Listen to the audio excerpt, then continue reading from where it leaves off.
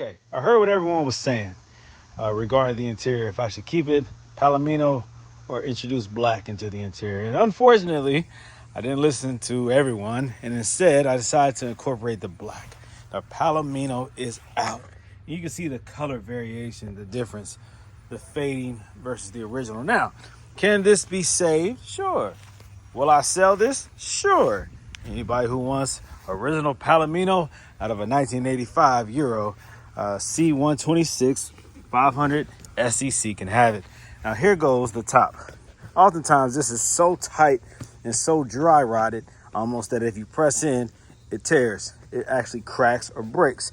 Not the case here. This is still savable or salvageable. It still has some flex to it.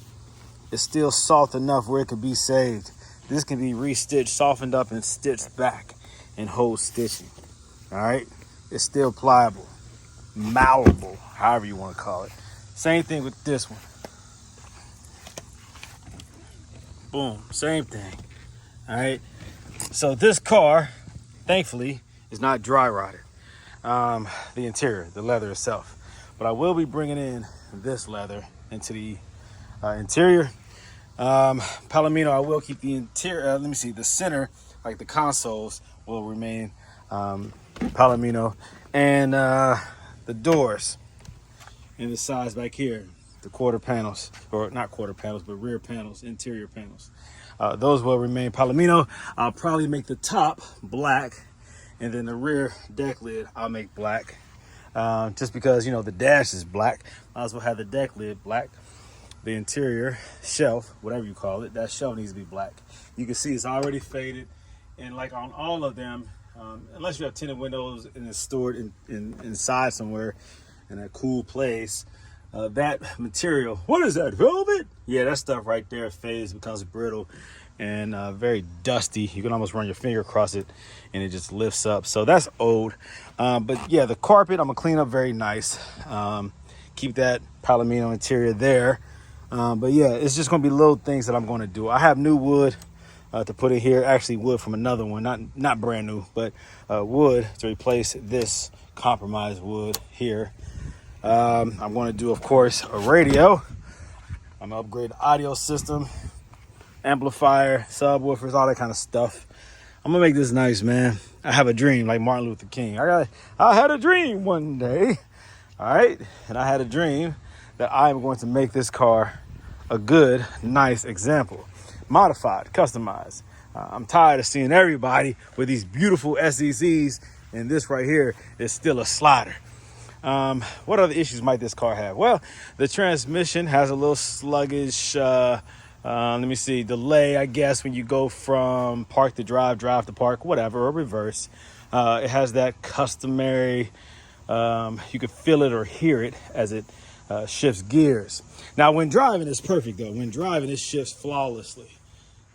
So does it need a transmission rebuild? I don't know. But yeah, while driving, it's perfect. It's just that slow taking it out of parking to reverse or drive. You can hear, you can feel it. It's not a hard bump. But you can feel it. All right. So I have some more ideas for this car, man. The exterior, of course, needs to be fixed. There's a lot of dings and dents and rust in certain little areas. So all this needs to be redone. And even this back bumper, it's the Euro bumper, so it's shorter, but it's been pushed in on this side more than this side. What caused that? I don't know, but I figured that out too once I get inside up underneath, and you got the rust there and the rust there. So this car is not perfect by far. Why am I even working on this? Why am I even trying to save this car? Because it drives great. It's a lot of power. I mean, instant power. This thing really gets up and goes. It really drives fast. And I've been driving this 560 SEC, and to me, this is a little bit more sluggish. It has great power, though, like especially on the highway, great power. But the initial takeoff is not fast. This one, I can actually spin the tires while turning if I take off fast enough. Shoot, even going straight, I think. So I think this has more foot pounds of torque. It feels like it. But the 560, of course, is the classic joint that everybody loves. But the 500 SEC Euro spec is something special.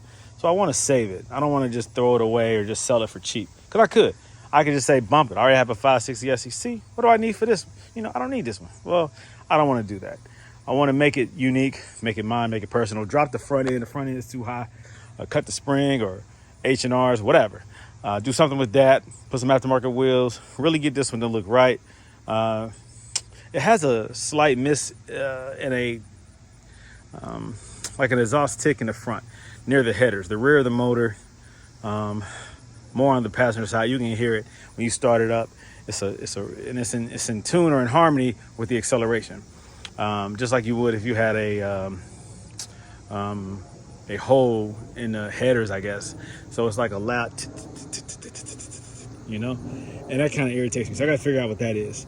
And I already did the let me see, spark plugs and wires.